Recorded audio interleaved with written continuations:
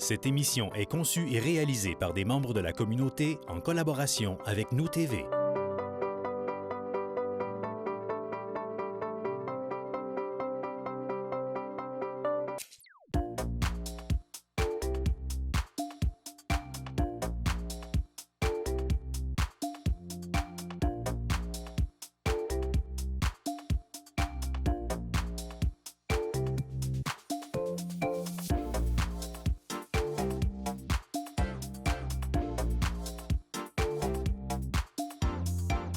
Mesdames et messieurs, bonjour et bienvenue à Roberval en action. Cette fois-ci, notre rendez-vous va se porter sur l'urbanisme. Nous nous sommes invités à ce département. Nous allons faire le tour ensemble et vous allez voir que c'est un domaine très passionnant. Bonne émission.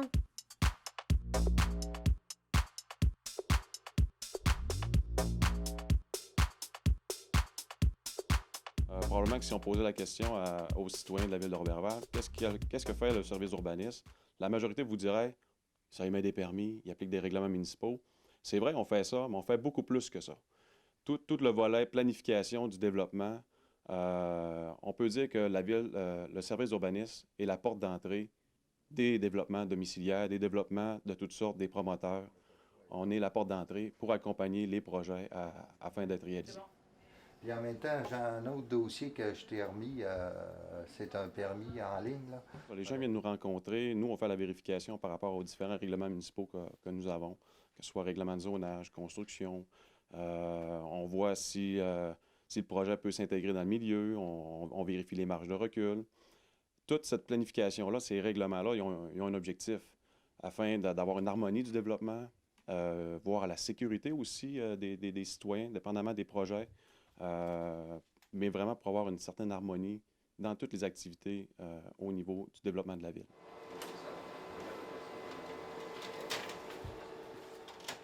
Bien, effectivement, lorsque les citoyens se présentent à l'hôtel de ville pour des demandes d'information, pour rencontrer un agent, règle générale, c'est moi qui les rencontre en premier.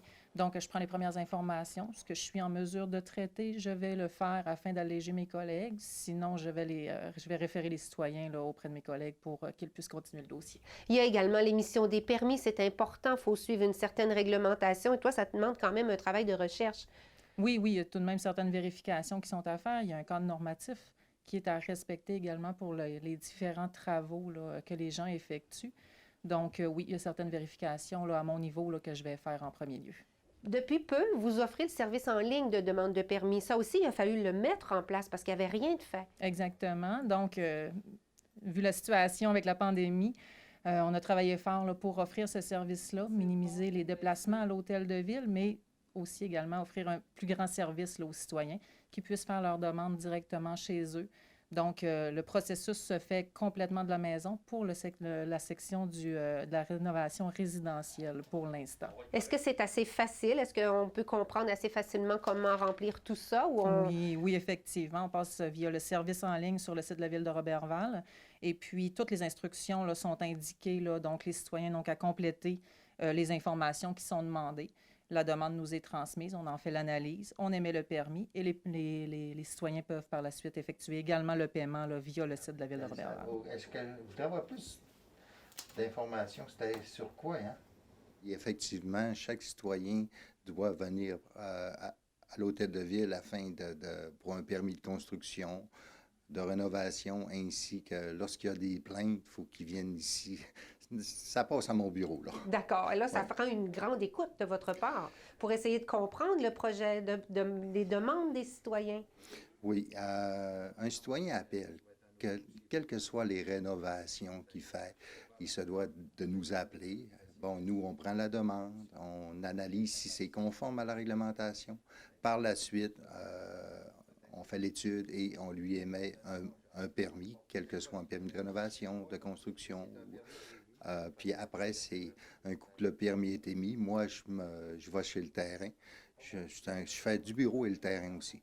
Fait que je vais sur le terrain, puis par la suite, je regarde si c'est conforme à la réglementation. C'est sûr que je suis pas arpenteur, je m'occupe de le permis qui va être en cours. Lorsque le permis est émis, il est terminé, je l'envoie à l'évaluation, que les autres vont passer dans un délai de 2 à 3 mois afin de régulariser le compte de taxes. C'est pas évident tout le temps, là. Ça demande une minutie, ça. Il y a plein de points à travailler quand on fait ça. Oui, il y a plusieurs points parce que la réglementation, est assez épaisse, là. Oui. Puis il y a beaucoup de normes, autant des normes environnementales, il y a des normes de lotissement, il y a beaucoup de règlements à l'intérieur de ma réglementation provinciale, fédérale, qu'il faut qu'on prenne en considération. On l'a appelé, on lui a écrit, on lui a envoyé une deuxième lettre encore, puis là, je suis rendu au constat d'infraction. Quand on regarde un projet que vous avez donc étudié, si on parle par exemple d'une maison qui est classée, est-ce qu'à ce moment-là, votre expertise ou votre service ici va pouvoir guider vers les bonnes personnes pour Oui. respecter tout ça? Effectivement. On fait affaire bien souvent, là vous parlez de bâtiments classés. Oui. On peut passer au centre-ville, les bâtiments patrimoniaux. On fait appel à différents professionnels, justement pour guider les gens afin de réaliser leur projet le plus convenablement possible. Pour respecter là, cette architecture, pour aussi que ce soit justement harmonieux. Moi, j'aime bien le mot harmonieux avec le service d'urbanisme parce qu'on n'a pas le droit de faire tout et n'importe quoi et c'est important, ça. C'est ça. Donc, il y a une réglementation, elle est là pour une raison. C'est sûr que bien souvent, il faut modifier les projets, il faut travailler avec les gens. Bien souvent, je dis aux citoyens, on travaille avec vous, on ne travaille pas contre vous. Donc, on travaille ensemble. C'est un département qui est fragile dans une ville, l'urbanisme. Oui, c'est sûr que ça arrive. Ça arrive que parfois, on fait des mécontents, mais il y a des raisons. On ne peut pas venir implanter une usine de béton à côté d'une garderie ou peu importe les projets, c'est des projets farfelus, mais on a une réglementation, il faut la faire respecter, mais toujours de la meilleure façon de l'expliquer le pourquoi. Pourquoi que la réglementation existe. Normalement, lorsqu'on explique aux gens la raison d'être de la réglementation, normalement, les gens quittent nos bureaux avec le sourire puis ils sont satisfaits de notre travail. Mais ça, tu avais envoyé une lettre ou on est prévu d'envoyer une lettre? Elle est envoyée. Elle est envoyée. Elle est envoyée. Est-ce qu'on avait un délai qui était... On a un délai jusqu'au 18 décembre pour régulariser la situation, mais là, j'ai un autre. La Ville de Roberval, avec le service d'urbanisme, avec la collaboration du service d'ingénierie, on a une planification d'au-dessus de 300 terrains. On a un potentiel de plus de 300 terrains de développement résidentiel. C'est une banque qui est importante pour les années à venir. Il y a un développement, entre autres, auquel je suis particulièrement fier. C'est un développement qui se trouve derrière le parc des Fleurs, là, dans le secteur, le quartier des Fleurs, ou derrière le carrefour Jeannois. Okay. C'est le prolongement de la rue des Marguerites. Ah oui! C'est un développement avec un design assez particulier. On retrouve des rues non pas linéaires, en ligne droite. Ouais. C'est plus avec des courbes, ce qui va venir inciter à une certaine sécurité des résidents. Oui, on ne peut pas rouler vite, donc exactement. Il y a une prudence. Donc, ça va être un beau quartier pour les familles. Les automobilistes vont faire attention, vont rouler un petit peu moins vite. Ça aussi fait en sorte qu'on a une très grande variété de dimensions de terrain. Donc, il va en avoir pour tous les goûts, tous les choix.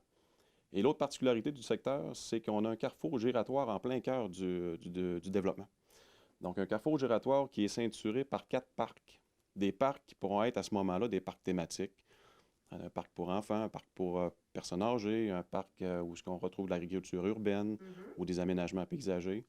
Donc, c'est un développement qui va avoir un très fort potentiel et je l'espère qu'il va se faire très bientôt éventuellement.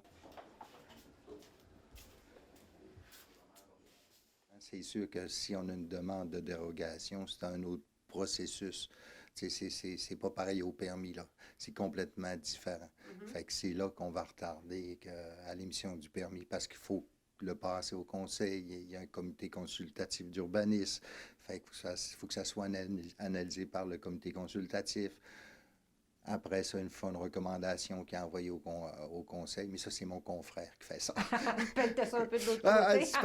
C'est ça, on est une équipe. Hein. Ben oui, c'est le fun parce qu'on a la chance de travailler. On est autant avec l'administration, on est trois, fait qu'on a la chance de discuter beaucoup puis analyser. C'est un citoyen qui a... Ce qu'on entend souvent, Daniel, c'est « Ah, j'ai demandé un permis à l'urbanisme, ça prend du temps. » Puis pourquoi ça prend du temps?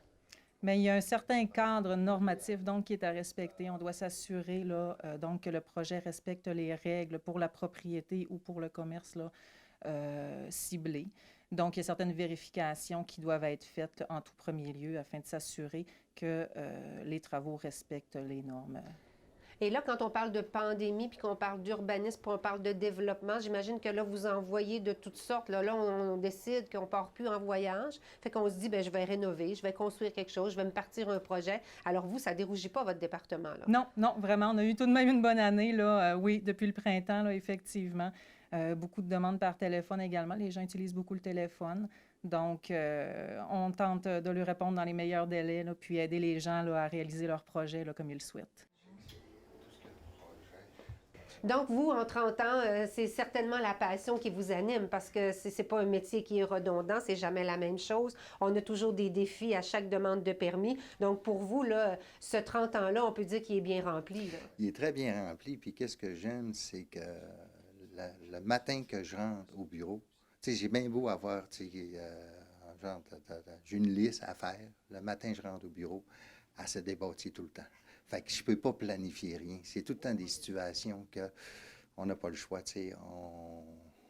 Faut vivre au jour le jour. Puis c'est ça l'importance d'avoir une bonne équipe. Parce qu'on se parle beaucoup. Tous les matins, on se fait une réunion. Puis on dit, car moi, j'ai une problématique. Je vous dis qu'en 30 ans, c'est des choses. J'ai été 20 ans tout seul. Il fallait que je fasse mes propres analyses, mes propres. Puis là, avec le bureau ici, c'est merveilleux. Bien, c'est la force. C'est la force. La force d'une équipe. 3 idées valent mieux qu'une. Effectivement. Il va le mettre à un mètre? Il va le mettre à 1 mètre. Un pied, excuse-moi. Un pied. Ouais, il va le mettre à 1 pied. Il y a toujours une solution. Que ça soit dans toutes les situations, il y a une solution.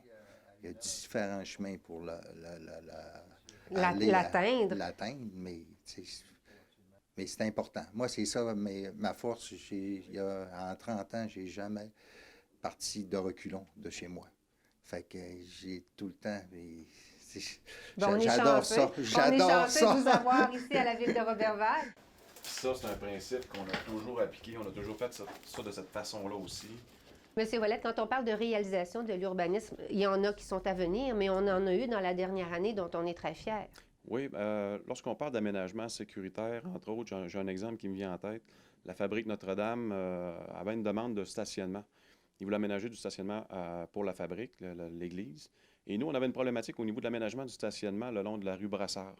Les gens se stationnaient de façon perpendiculaire, reculaient dans la courbe de la rue Brassard. C'était quand même assez dangereux. Donc, on a solutionné la demande et la problématique en aménageant un stationnement avec des terre-pleins et aménagement paysager. Donc, qui est de beaucoup plus sécuritaire pour les citoyens. Plus accessible, plus facile aussi. Oui. Il y a un autre projet aussi dont vous êtes très fiers, c'est le jardin, là. Oui, la forêt nourricière. Je tiens à dire que la Société d'horticulture de Roberval a fait un travail colossal. C'est un endroit exceptionnel qui gagne à être connu. En fait, initialement, ils sont venus nous rencontrer ici dans nos bureaux à savoir où est-ce qu'on peut aménager ce projet-là. Donc, on leur a fait la proposition du parc derrière le centre communautaire dans la rue Ménard, qui est un site très approprié pour ce genre de projet-là. Et là, bien, on peut en profiter. Je sais que la dernière année, là, ça a été vraiment prolifique et il y a eu beaucoup d'activités à cet endroit-là. Effectivement, je crois que les gens vont s'approprier le secteur. Puis, c'est comment dire, un aménagement pour le citoyen. Sécuritaire, Exactement. Qui développe, qui fait appel carrément à vos services. C'est-à-dire qu'on veut que ce soit bien développé, on veut que ça serve à quelque chose, on veut que ça soit sécuritaire et que finalement, ça rejaillisse sur la population. Effectivement, puis c'est la population qui en bénéficie. Si vous avez des questions, n'hésitez pas. Ce que je retiens de ces 3 rencontres, eh bien, c'est que nous sommes à l'écoute du citoyen. Moi, eh bien, je vous remercie d'avoir été là et je vous dis surtout à la prochaine. Au revoir.